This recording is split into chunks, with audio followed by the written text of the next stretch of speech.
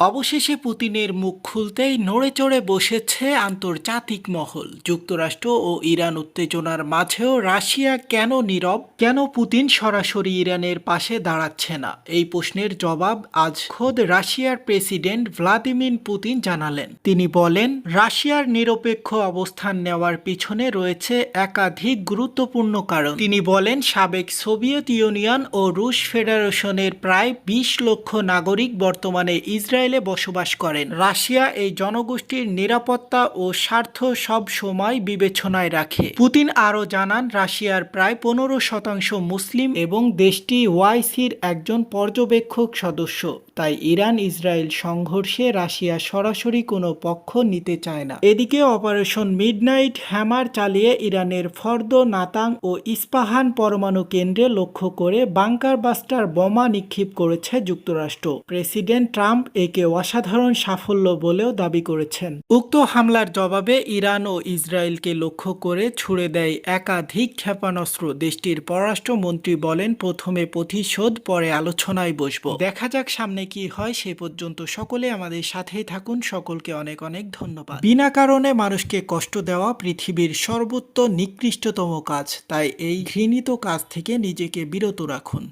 আল্লাহ হাফেজ।